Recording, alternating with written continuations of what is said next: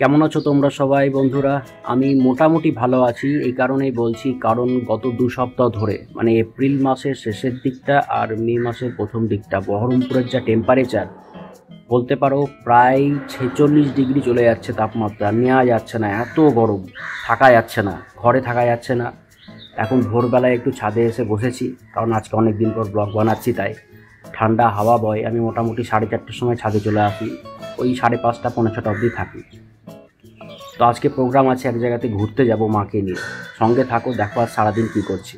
এই যে ম্যাক্স, তোমরা অনেক দিন পর দেখতে পাচ্ছ ওকে, কারণ আমি দীর্ঘদিন ব্লগ করিনি, বিশেষ করে বাড়ির ব্লগ। আর দেখো এখনও মোটামুটি ভালো আছে, মাঝে 2বার শরীর খারাপ হয়ে গেছিলো। সকালে যাওয়ার আগে একটু চা বানিয়ে নেওয়া হচ্ছে, এই চিনি পড়ে গেল, এখন মা চা বানাচ্ছে। এরপর একটু স্নান করে নিয়ে আমরা বেরিয়ে যাব। দেখতে পাচ্ছ ভাগীরথী নদী, দেখো কত বড়।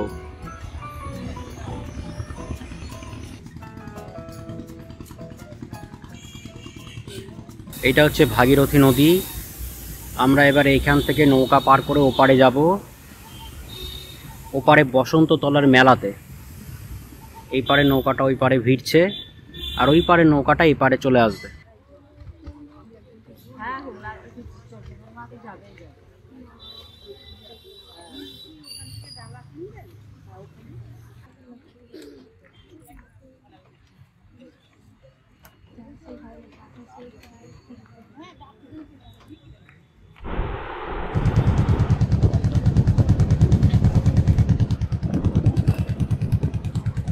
নৌকা এবার আমাদের ছেড়ে দিল। আর এই দিকে যে ব্রিজটি এবার তোমরা দেখতে পাচ্ছ, এটি হচ্ছে রামেন্দ্র সুন্দর ত্রিবেদী ব্রিজ। আমি একটু জুম করে দিই, ভালোভাবে দেখতে পাবে। আর এই দিকে যে ব্রিজটা তোমরা দেখতে পাচ্ছ, এটা একদম নতুন তৈরি, এটা হচ্ছে বহরমপুর বাইপাস। তো এটাকে আমি একটু জুম করে দিলাম যাতে তোমরা এটা ভালোভাবে দেখতে পাও। এইবার আমাদের এই নৌকা গঙ্গার ওপারের দিকে যাচ্ছে, আর আমরা খুব তাড়াতাড়ি ওই পারে এবার নেমে যাব।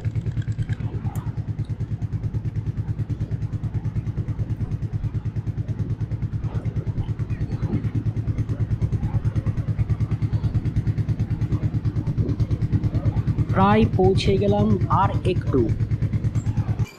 চারিদিকে দেখো কেমন ঘন বাঁশ জঙ্গল। তো বন্ধুরা, আমি আর মা এখন হাঁটতে হাঁটতে বসন্ততলার দিকে যাচ্ছি। আমরা টুকটুক নিলাম না, কারণ হাঁটতে ভালো লাগছে। আর ব্যাকগ্রাউন্ডটা দেখো কি সুন্দর, এখানকার গাছপালা রয়েছে, একটু গ্রাম্য পরিবেশ। এখানে কিন্তু প্রচুর গাছ রয়েছে, একদম সবুজ।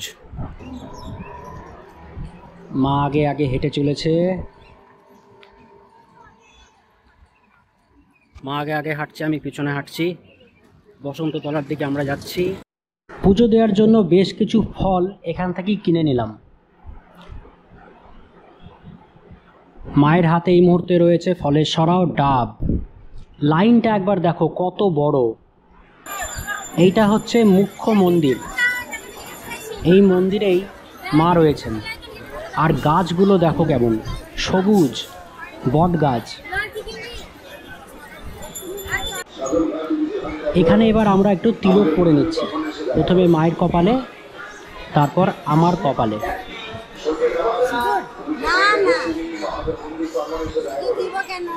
দেখো আমি এখানে কি নিয়েছি, ত্রিশূল শিবের।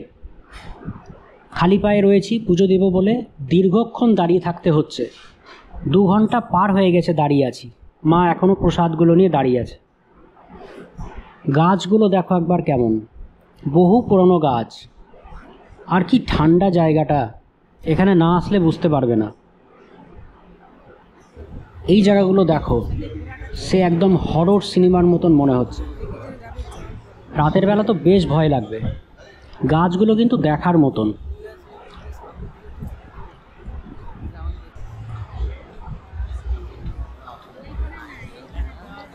এখানে আবার ফ্যান দিয়ে দিয়েছে যাতে আমরা একটু হাওয়া পাই।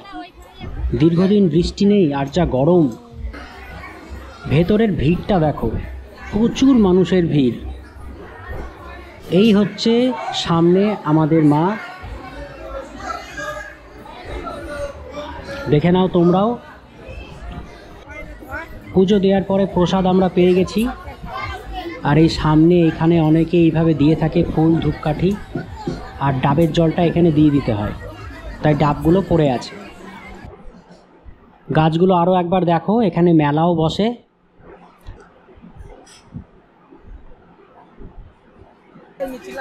এই হচ্ছে জিলেপি, যেগুলো খানিকটা আমরা কিনলাম আর একটু গজা নিলাম। এখানে বেশ কিছু কাঠের জিনিস বিক্রি হচ্ছে।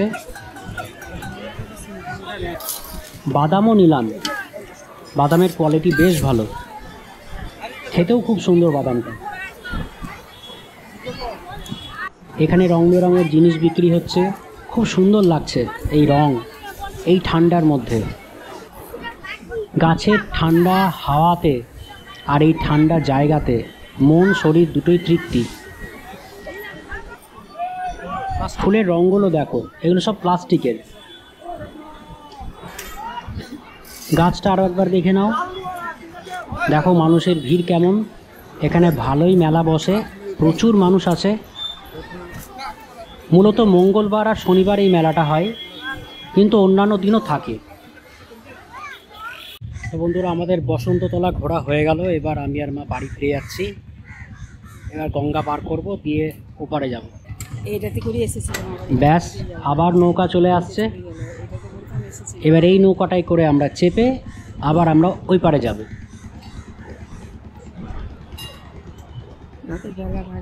নৌকাটা প্রায় ভিড়ে গেছে আর প্রচণ্ড গরম লাগছে। ছেড়ে দিল আমাদের নৌকা।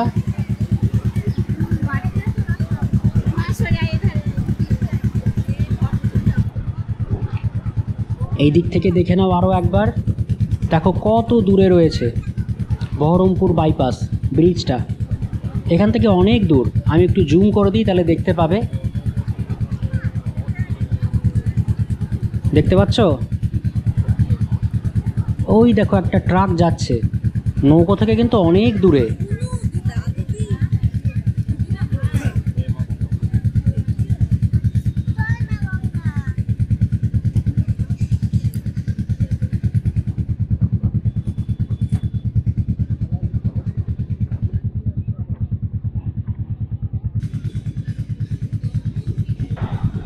নৌকো এবার আমাদের ভিড়বে আর একটু গেলেই।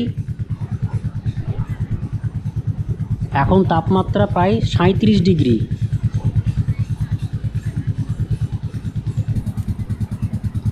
কি সুন্দর লাগছে দেখো, সবজে সবজে জল,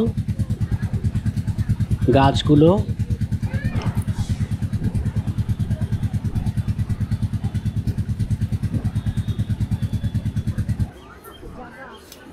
ব্যাস, আমরা নেমে পড়লাম। আবারও নৌকা যাচ্ছে। এবার এখানে রয়েছে একদল কীর্তন, তারা কীর্তন করতে করতে ওই পারে যাবে বসন্ততলায়। ছেড়ে দিল নৌকা।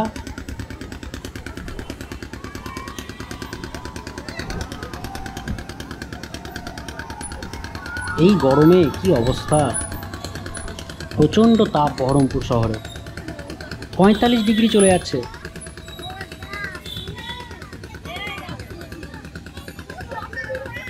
আমরা বাড়ি চলে এলাম, আমি আর মা। এবার বাড়ি আসার পর দেখো কে আমাদের জন্য অপেক্ষা করছে। এই দেখো ম্যাক্স বসে আছে। ম্যাক্স বাড়ি আসার পরে ও খোঁজ করছে, এতক্ষণ কোথায় ছিলা তোমরা, এতক্ষণ কোথায় ছিলা?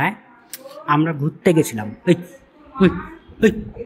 আমরা ঘুরতে গেছিলাম। তো মা, তোমার কেমন লাগলো বসন্ততলা ঘুরে এসে এই গরমে, যেখানে 40 ডিগ্রি পার হয়ে যাচ্ছে তাপমাত্রা? একটু দর্শকদেরকেও বলো। আমার মোটামুটি তো ভালো লাগলো, কিন্তু এর আগে যখন আমি গিয়েছিলাম তখন ওখানে এরকম সিস্টেম ছিল না। এখন সিস্টেমটা একদম সম্পূর্ণ আলাদা। তো এর মধ্যেই সব যাচ্ছে, সব ভক্তরাই যাচ্ছে মায়ের কাছে। তা আপনারাও যদি যেতে চান অবশ্যই বসন্ততলা ঘুরে আসুন, ভালো লাগবে। যখন যেমন পরিস্থিতি সবাইকে মানিয়ে নিয়ে চলতে হবে। তো বন্ধুরা তোমরা দেখলে যে এতক্ষণ আমিও আমার মা গঙ্গার উপরে গিয়ে বসন্ততলায় ঘুরে এলাম, মাতাকে দর্শন করে এলাম। আমি বলবো বহরমপুর শহরে তোমরা যদি আসো তাহলে বৈশাখ মাসে যদি বহরমপুর শহরে আসো তাহলে অবশ্যই একবার মাতাকে দর্শন করবা। মার কৃপা হোক সবার উপরে, এটাই চাইবো। আর এখন যে তাপমাত্রাটা দেখাচ্ছে বহরমপুরে 37, কিন্তু এটা বেলা বাড়ার সাথে সাথে হয়তো 42 ডিগ্রি চলে যাবে।